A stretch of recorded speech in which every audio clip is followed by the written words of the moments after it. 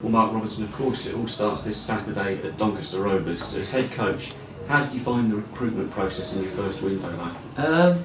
Difficult, if I'm completely honest. It was something new to me. Not difficult as in I didn't enjoy it. I enjoyed the process of the presentations and meeting the players. I didn't enjoy the waiting around. Patience isn't one of my better virtues. I'm coming from a development background. I'm obviously used to having your players that come through the academy. You start planning, so you kind of get a gut feeling that the interviews and the presentations went well.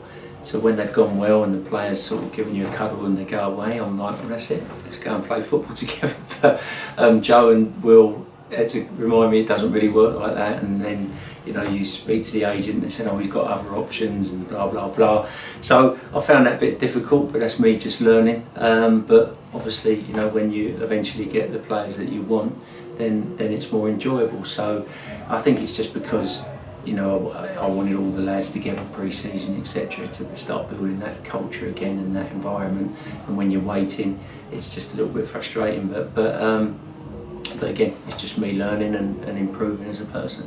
But you managed to hit all your targets and you've managed to get all the business done as well before the start of the season. Yeah. But there is room for improvement still, though. Yeah. And Joe said to me, it's very, very unusual that you do that. I mean, obviously, we knew Joe wasn't going to resign, and we went for Robbo, and we missed out on Robbo, which was the only one that we missed out on.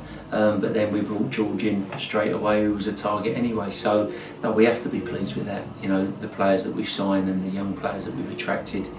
And I know when any club signs a player, they always say there was interest, but there was genuine interest for these lads, from so-called bigger clubs. So we have to be pleased with that, and that's about getting their talent, and that I know they're young and making it work and making us gel.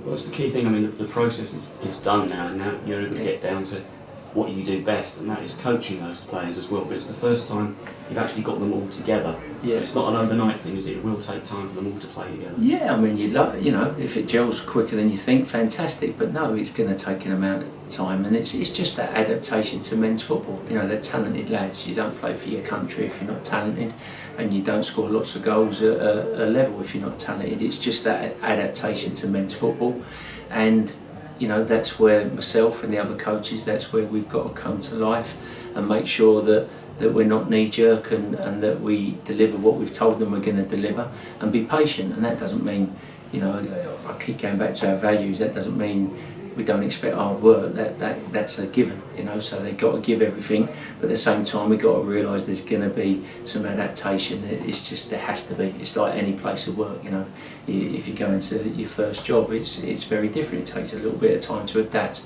but it's our job to make sure that adaptation happens as quick as possible, by them feeling comfortable and all the things that go with it.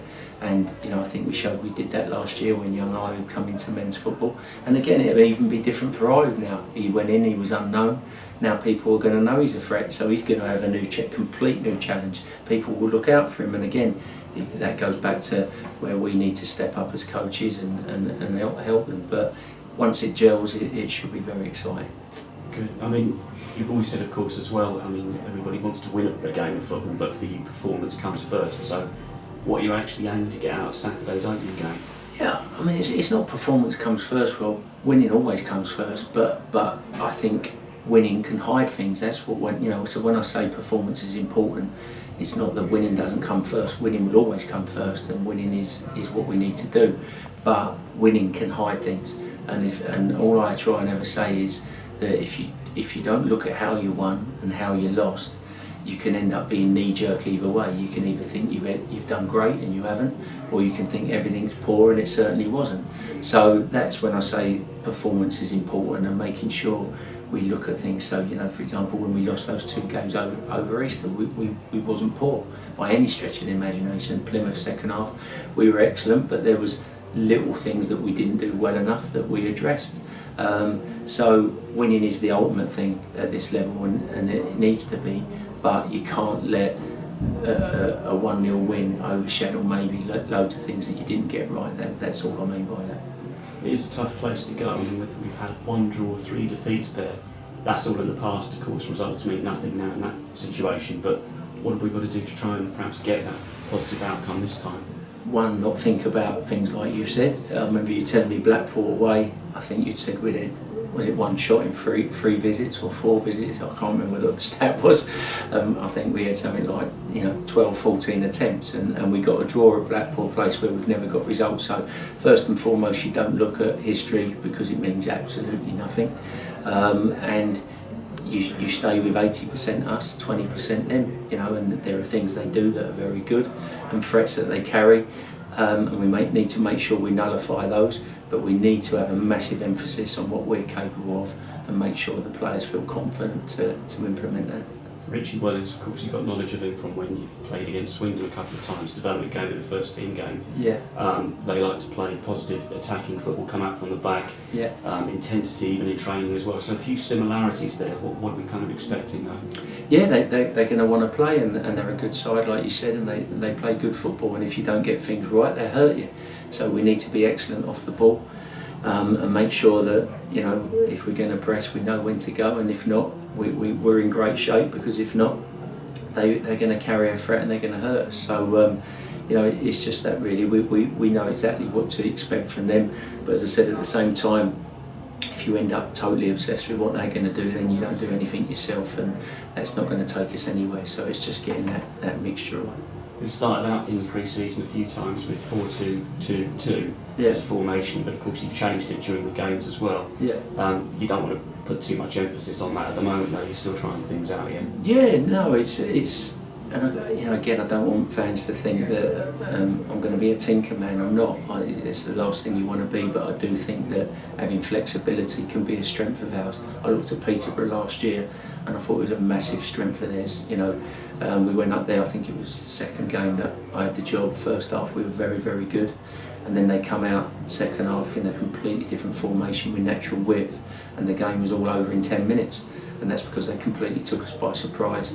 And I just want us to have the ability to do that. It's not about tinkering, but it's just having that ability to recognise that something's not working, or we're not carrying the threat, and that we do something else. I think people forget in football, no matter how much you prepare, and you want to hurt the opposition, there's 11 blokes and another coaching team who are trying to stop you doing what you want to do. So, you need to have that ability to be able to change and give them a different problem. Fans will be excited, of course, to see players make competitive debuts on Saturday. But for yourself as well, what's the situation? Who's definitely out? Is there anyone doubtful? No. Dapo's only done his first session today, so he was modified today.